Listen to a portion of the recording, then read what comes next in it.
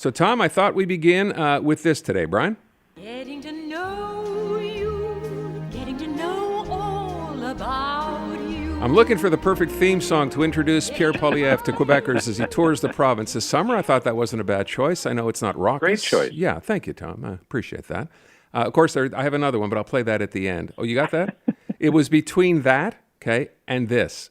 So won't the real Slim Shady please stand up? Please stand up. Please stand up. So I'll leave that up to his team to decide which might be better. So, Tom, let's start off by talking about this tour of Quebec that Pierre Poilievre has embarked on, which began last night in the announcement of the new candidate for Mount Royal, Neil Oberman. What do you think so far? Well, I think he's got some very smart, advanced people because he will be attending the rodeo in Charlevoix. And if you've never heard of, and much less been to the rodeo in Charlevoix, make it your business to find out. It's at Saint-Aimé-du-Lac. It is one of the most fun family events in the province. But why I say he's got good advanced people, Aaron, is you have to have people who find this stuff for you. Now, the real top, the acme of being able to find these Quebec events is somebody in your tour tells you you're going to the Grand Prix de Trois-Rivières. Then you've made it. You've really figured out the province. What's most interesting to me is to see that we have a relaxed Pierre Poilievre, although on last night's interview with the extraordinarily great Maya Johnson, I think he blamed everything that's ever happened in the history of mankind on Justin Trudeau. Pretty much. So I'm not sure that's going to... I think that's going to wear thin, actually. He's going to have to find a few other ways to make his pitch. But that being said, he is out there all weekend, Saint Jean-Baptiste weekend, greeting people, meeting them, flipping burgers, and loosening his tie. So that's really great stuff. By the way, I'm sorry, I was going to ask if he's going to Montgolfier, Saint-Jean. Is he going to be going to the rodeo in Saint-Tite? He's doing all this stuff? Or? Yeah. Okay. And well, I think the Montgolfier, the main one is a little bit later, but yes, there is that event in Saint-Jean, and it's really delightful, actually. It's one of the best things that you can ever see is that many, hot air balloons going up at the same time. And there's always great political imagery in the idea of that many hot air balloons, but we'll leave that aside for 1 second and just say this, that this weekend is going to be one where Trudeau's got his eyes riveted on a riding in downtown Toronto called Toronto St. Paul's.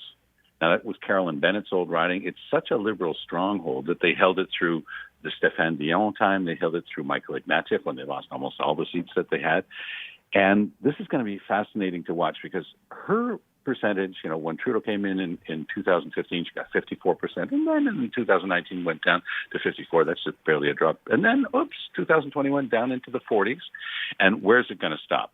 And is it even possible that the Conservatives could pull it off? Now, I do know the Liberals, as good organizers, they will pull out every single experienced organizer in the entire Greater Toronto area, and they'll try to get their vote out. But there was a great piece by CBC online today saying they spoke with a bunch of people waiting for the advance polls, and many people lining up for an advance poll is usually an indication of a strong desire for change. And boy, did they meet some grumpy voters, a lot of them Liberal, saying this time around we need to send a signal that it's time for a change. So it could be a bit of a drubbing for the Liberals. I think they'd almost have to have an incredible series of bad luck to actually lose the riding. But I do think that if Trudeau drops quite a bit more, then the knives will start being out. He might be able to get through the summer barbecue season, but I think that people in his party are going to start sending him a message. He's going to have nervous MPs in his caucus, and he's going to have nervous candidates, thinking of running for the Liberals, are saying that this is probably a really bad decision right now to go with Justin Trudeau. So it was interesting yesterday during the show. We were talking about, I think, Pierre Poilievre and the rally last night introducing the new candidate. And a caller actually brought up an interesting point. He said, well, I'll let you hear what he had to say, then you can address this, Brian. Great. Tom Mulcair, as this all started, predicted that Pierre Poilievre may become the leader of the Conservatives, would never become Prime Minister. And I'm wondering, I'd like an explanation from Tom when he's in tomorrow as to, maybe he's given it already, as to what changed his tune. Fair question. So, Tom, what made a difference? How has Pierre Poilievre managed to get to this point now where you're thinking he could be the next Prime Minister? Well, I think that the polling showing him 20% ahead is the first hint. No, but I think he's asking with respect to, if we're looking back to when he was going to become leader, not a lot of people perhaps thought he would, and look at him now. Well, because those of us who know him know how off-putting he can be. Okay. I worked with this guy face-to-face for over 10 years. His humor is usually directed at other people and meant to laugh at and not with, and it's not great stuff. They've calmed him down. He's got a great team around him. Think John Baird and people of that caliber. Harper is in there helping him a lot. He's got tremendous access to information. He can still be very off-putting, and it's going to be interesting to see whether those numbers hold. But right now, if an election were held and those polls turned out to be true, he'd be heading for an easy victory. The Liberals will be using their standard line, which is you can't split the vote. They're going to be talking to NDP voters and saying if you put the Liberal and the NDP vote together, you've got a progressive vote that is on a par with the Conservative vote right now. Don't split the vote. Don't vote for the NDP. Now, Jagmeet Singh's got a bit of a task fighting back against that because his usual line on the doorstep would be something along the lines of, you can't trust the Liberals. But then the answer from the person behind the door is, what do you mean we can't trust the Liberals? You've been trusting them and voting with them for years now. So I think that Trudeau might be able to steal a fair bit of the thunder from the NDP. Will it be enough to change his fortunes? I don't think so. I think the Canadians have simply decided that Trudeau is past his best before date. Okay, what do you make of this candidate in the Mount Royal riding who was introduced last night, Neil Oberman? He was talking to David Hertel. I want you to hear just this little clip. Sure, great. Tell me what sense you get, Brian. Axe the tax. What does that mean? We need to pay less taxes. B, we need to fix the budget. I think that's pretty clear. C, we need to build the homes. And D, we need security and safety. So please, listen to me carefully. I want to send you this message. I am the candidate. Okay, there you go. Cut from the same cloth, it would seem. Well, no, not really. And I think Mr. Oberman, and I congratulate him for becoming the candidate, and I welcome to the world of politics, has got to be very careful. You can't play fast and loose with the facts. When he says that axe the tax means that we should pay less taxes, that's not true.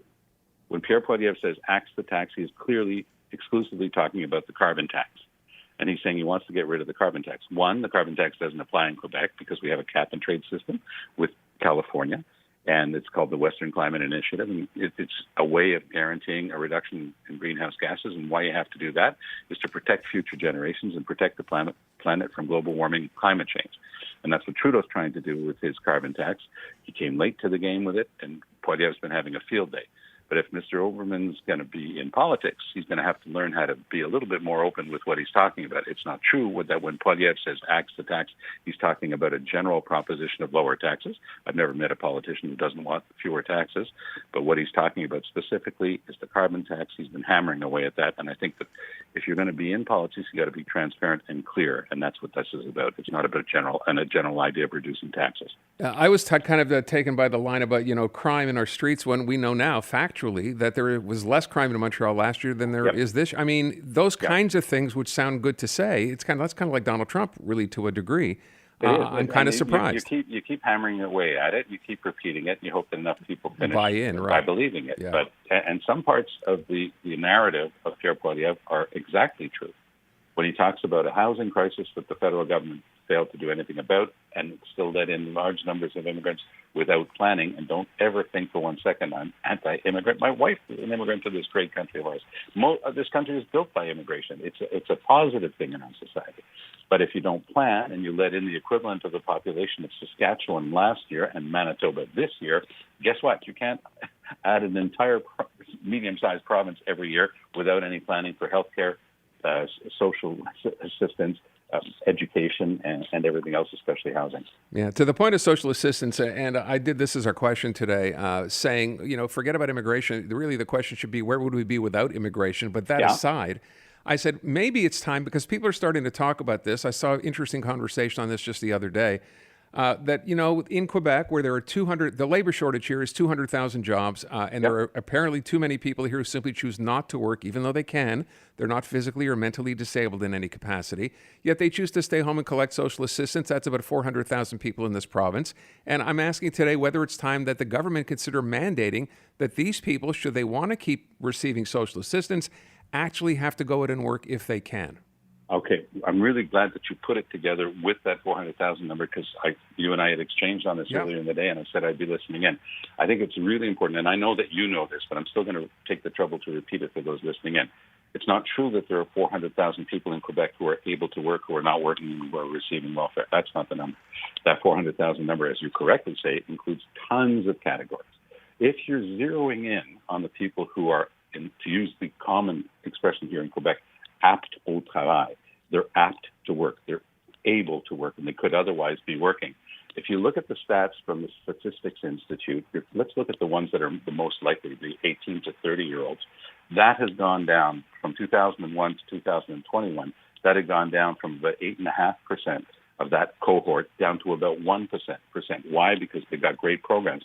And people who could work but had lots of constraints otherwise, the government's got great programs to integrate them. They would have loved nothing more to get into the workplace earlier. But of course, when you had a situation where there were more people looking for work than there was work, then employers could pick and choose. Now, if you walk into a large hardware store or another place, you'll see people who clearly, have different perspectives on life, and who do a very good job for their boss on a daily basis, and they're contributing to the economy. So we have to be super careful not to leave people with the impression that there are in fact 400,000 people out there twiddling their thumbs and taking welfare checks. Welfare checks are very low if you have no constraints whatsoever.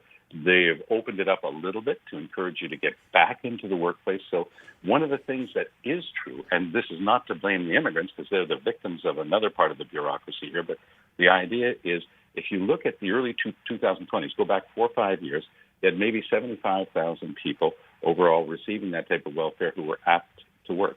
Now that's gone well over 100,000. How did that happen so quickly? It's because a lot of them are the people who came in as asylum seekers. They're not able quickly enough to get a work permit from the feds, and this part of the equation is the federal government's responsibility and their fault.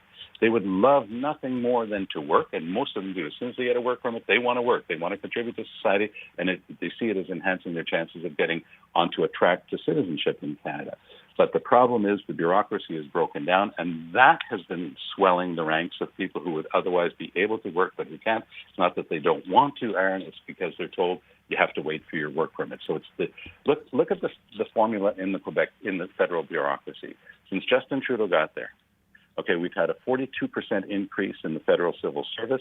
The entire Canadian population has grown by 14% since he arrived. In other words, the bureaucracy has grown 300% faster than the population, and yet we spend $21 billion a year paying private companies to do the work that the bureaucrats aren't doing. So if you really want to put your finger on the problem, I'd start there. And that's where we will leave it.